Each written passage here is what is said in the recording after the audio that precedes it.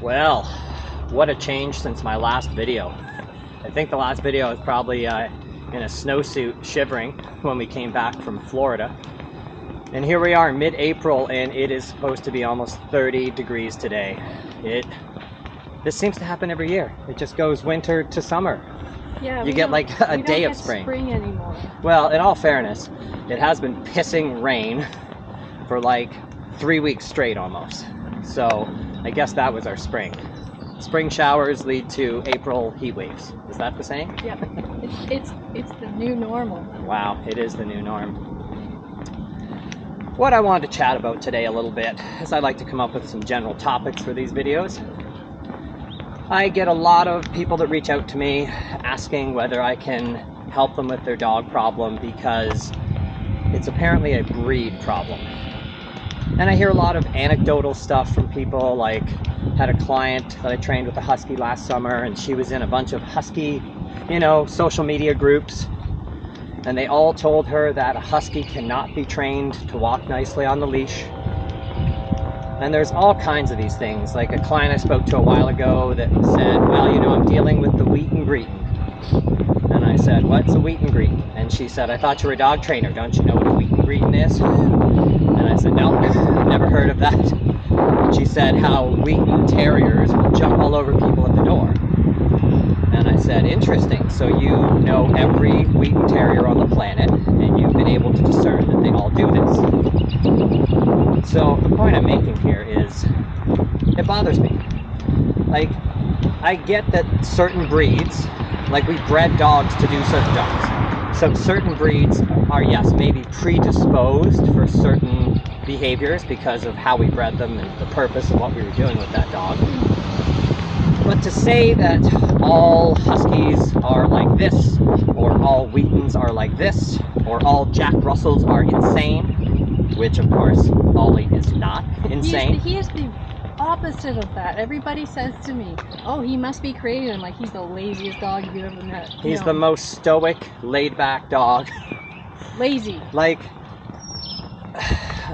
I can't remember what the quote was from Cesar Millan, but he talked about, like, in America, people look at the dog name first, like, and then the dog breed, etc. And I would just put it like this. Within a breed, I expect perhaps some breed characteristics due to what we bred that dog for. They are stereotypes right? For a reason. Like a cattle dog might show herding, behavior because they were bred to herd. And if they're not doing that as a job, maybe they're herding the kids in the backyard or something. Biting heels. Yeah, nipping at heels. I get that stuff. But I can guarantee you that if you gave me 50 cattle dogs, there's going to be a percentage of those cattle dogs that have no natural predisposition to herd. Like, they just don't do the behavior. Like, in people, that's like saying, all white people can't dance and all this race can't do something else. Notice I'm not going to point out any other race than my own, which is Caucasian, because that would just be rude. But you get the point I'm making. It is not, you can't say that about an entire group of anything. And within a breed, if you gave me 50 German Shepherds, they're all going to be different, right? I might expect that overall German Shepherds tend to show protective behavior because that is what they were bred for, is maybe protection work and guard work and stuff like that. But lots and lots of friendly German Shepherds out there that don't show any predisposition to aggression or guarding behavior. So, I mean, my personal opinion as a dog trainer, the first thing I look at is, who is this dog? Like, what is the dog's personality? Is the dog bold? Is the dog meek? Is it, what kind of temperament? Is the dog shy? Is the dog anxious? Like, what temperament does this dog have? And that's going to lead me to how I'm going to train with the dog and maybe what selection of training tools I'm going to use. Sorry, I had to take a pee break there. I mean the dogs, not me. I didn't have to pee. Besides that, I wouldn't pee on the lawn, not in front of people. In front of school. Well, school that's closed down right now for repair, but where the young kids yeah, are. You're right. You're right. No peeing in front of the young kids, that's for sure. But the dogs, no problem. So, that's my message today is don't necessarily take the dog by the breed. That's not important. What's important is, like, the dog's personality. People often tell me this. In fact, almost every owner tells me this. My dog is very smart and will be easy to train. That's completely untrue. If your dog is super smart and super stubborn, they're going to be a real pain in the ass to train, that is for sure. So personality certainly dictates how easy or difficult the dog is to train, how receptive they are to learning commands and being obedient. But to say my dog is smart, what if your dog learned the command in one try and then just looks at you and is like, and I'm not doing it? So smart doesn't matter. It's the personality of the dog that depends on the training. And the training tools too are crucial. So, you know, for all these people that told this lady that a husky can't be trained to walk nicely on the leash, of course we trained the husky to walk nicely on the leash. We used a prong collar. The dog was a heavy puller, and it's got a dense coat, and it needed a prong collar to get through that so that we had some effective communication with the dog. And if you're the type of owner that would say, I'm never putting a prong collar on my husky, then yeah, you're probably not going to train that husky not to pull. But that doesn't mean the husky's not trainable.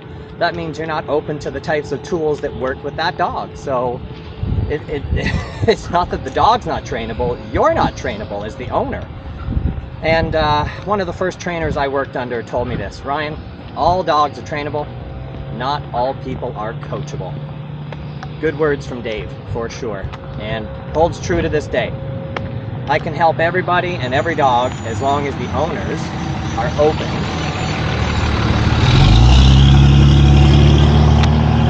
to inhaling exhaust fumes. No, as long as the owners are open to all the tools and techniques, we'll get you all the success you want, for sure. But to say that certain breeds can't do certain things because of their breed or are predisposed to do certain behaviors and there's no way around this is just ridiculous. And to say things like the Wheaten Greeton, why that bothers me is because it suggests that like Wheatons, this is just something they do and there's no possible way out of it. So that if you decide to get a Wheaten Terrier, it's going to jump all over your guests at the door and there's nothing you're going to do about it. That's ridiculous. Most dogs will do that. Sure. Yeah, lots of dogs. The number one thing I get called about is jumping on people at the door. Number one thing. So does that mean that all breeds are Wheatons now all of a sudden because they all do this? Like, so stop stereotyping. Don't listen to that baloney. Every breed is trainable, and within an entire breed range there will be all types of different personalities. So stop thinking that all breed X is like this and all breed Y is like that. It's just simply untrue. Hopefully that gives you some food for thought, and I'm sure somebody will have some nice comment to place down below, so we'll deal with that when it happens. Other than that, enjoy this wonderful weather, and hopefully you get outside with your dog, do a little bit of training, or just spend some time with your furry companion. And I'll see you next month in the next video.